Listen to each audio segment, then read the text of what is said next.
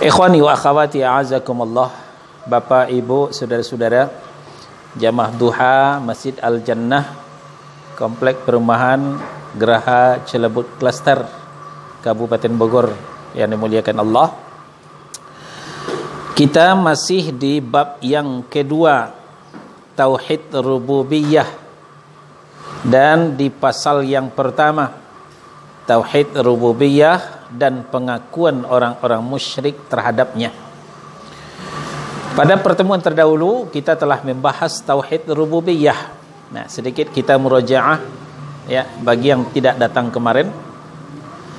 Tauhid Rububiyah ialah ifradullah taala min jami'i af'alih, mengesahkan Allah Subhanahu wa taala dalam semua perbuatannya, ya, mulai daripada mencipta hanya Allah, meyakini hanya Allah lah yang mencipta, tidak ada pencipta selain daripada Allah. Menguasai, memberi rezeki hanya Allah, tidak ada yang memberi rezeki selain daripada Allah.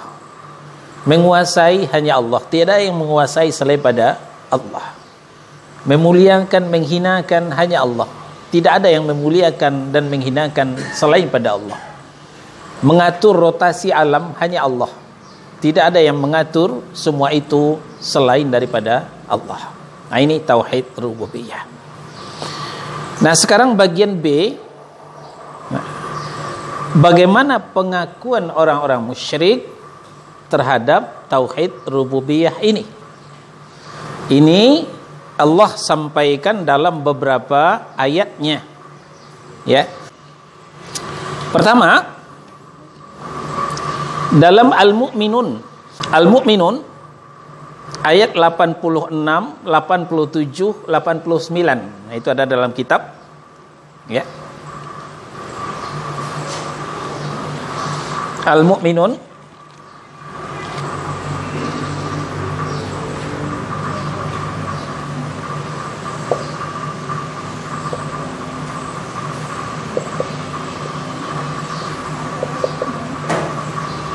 ayat 87 sampai 89. Al-Mu'minun surah 23. Ya.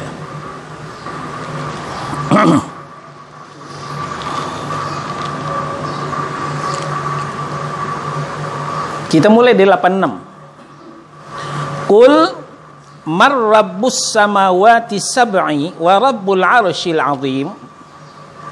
Tanyakan kepada mereka, hai Muhammad. Mereka yang dimaksud adalah orang-orang musyrik, belum masuk Islam mereka, masih menyembah berhala mereka. Tanyakan kepada mereka, hai Muhammad, siapakah Tuhan yang menciptakan langit yang 7? Dan siapa pula Tuhan yang menciptakan arasy yang besar, yang punya arasy yang besar?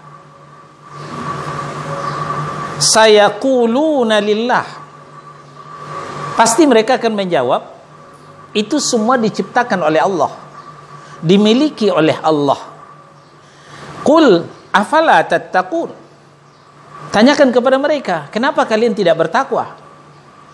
Kenapa kalian menyembah berhala? Kalian mengaku diciptakan langit dan bumi oleh Allah. Kalian mengaku arasy yang agung dimiliki oleh Allah. Lalu kenapa kalian tidak bertakwa? Berlanjut ayat 88. Qul man biyadihi malakutu kulli syai'in wa huwa yujiru wa la yujaru alaihi in kuntum ta'lamu. Tanyakan kembali kepada mereka, siapakah yang di tangannya berada kekuasaan atas segala sesuatu, sedangkan dia melindungi, tetapi tidak ada yang dapat dilindungi dari azabnya jika kamu mengetahui. Sayaquluna lillah. Pasti mereka akan menjawab, semuanya dilakukan oleh Allah, semuanya dimiliki oleh Allah. Qul fa anna tusharun. Katakan kepada mereka, lalu kenapa kalian bisa tertipu? Ya, dari jalan manakah kalian bisa tersihir? Jadi sihir itu penipuan, Ya. Tusharun, kenapa kalian tersihir? Kenapa kalian tertipu? Jadi sihir itu penipuan. Kalau masih ada kaum muslimin yang percaya dengan sihir, itu kesiangan. Ya. Karena sihir itu adalah penipuan. Yang percaya dengan sihir orang yang tertipu. Jadi tusharun itu orang tertipu, orang tersihir. Nah, jadi jenis tauhid ini telah diakui oleh orang-orang musyrik dahulunya. Kalau berbicara Allah, duluan mereka kenal Allah daripada kita.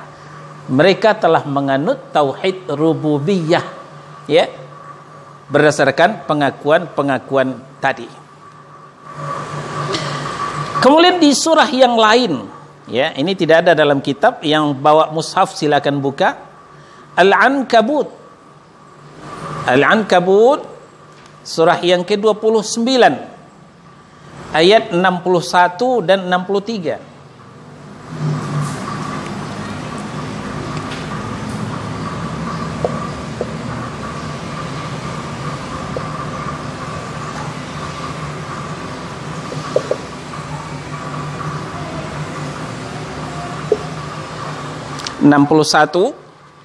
Sampai 63.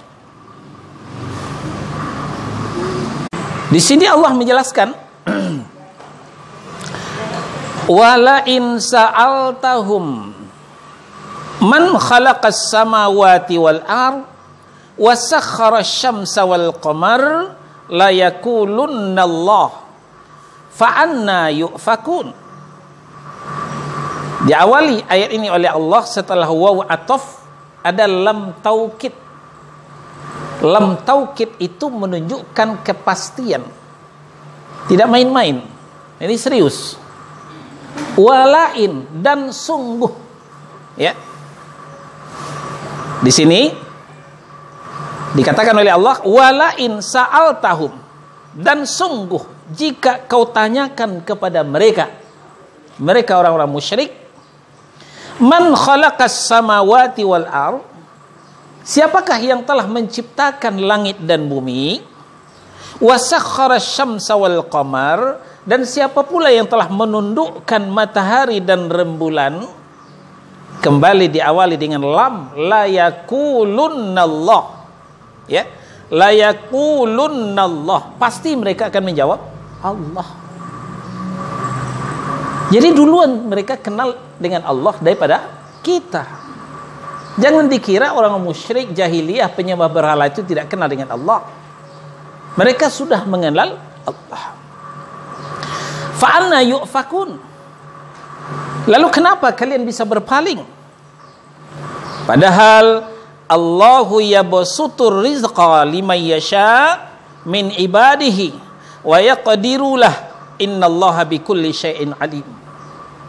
Allah lah yang telah menggenggam rezeki, ya, terhadap siapa yang Allah kehendaki dari hambanya.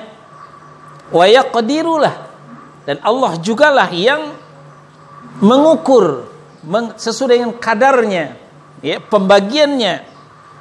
Sesungguhnya Allah itu maha kuasa atas segala sesuatu dan maha mengetahui. Di ayat 63, walain sa'altahum man nazzala minas sama ma'an, siapakah, ya, jika kau tanyakan kepada mereka, siapakah yang telah menurunkan air hujan dari langit, fa ahya bihil arda min ba'di mautiha, lalu bumi yang tadinya kering kerontang, tandus, sudah pecah-pecah karena lamanya hujan, dengan turunnya hujan tanah kembali subur, makmur, hijau, ranau, menumbuhkan tumbuh-tumbuhan, ya. Nah, itu yang dimaksud fa ahya bihil arda min ba'di mautiha. Maka dengan air hujan itu tumbuhlah kembali bumi tadi, menghijaulah kembali setelah lama mati, pecah-pecah, ya. Nah, mereka juga menjawab Allah, ya, la yaqulunnallah, pasti mereka akan menjawab Allah. Qulil hamdulillah, katakan kepada mereka segala puji untuk Allah, bal aktsaruhum la yaqilun, Tapi sayang kebanyakan dari mereka tidak menggunakan nalar fikirannya, ya, akalnya untuk berfikir. Nah, jadi dengan beberapa ayat ini jelaslah bahwa perkara tauhid rububiyah ini sudah dianut oleh orang-orang Arab jahiliyah, oleh kafir Quraisy. Tapi tetap saja mereka dikatakan kafir, tetap saja mereka divonis finnar, terancam neraka, karena mereka memang tidak menganut tauhid uluhiyah, apalagi asma wa sifat. Insyaallah nanti akan kita lanjutkan kepada tauhid yang kedua. Nah, dengan demikian selesailah pasal yang pertama, tauhid rububiyah dan pengakuan orang-orang musyrik terhadapnya. Alhamdulillahi rabbil alamin, ar-rahmanir rahim,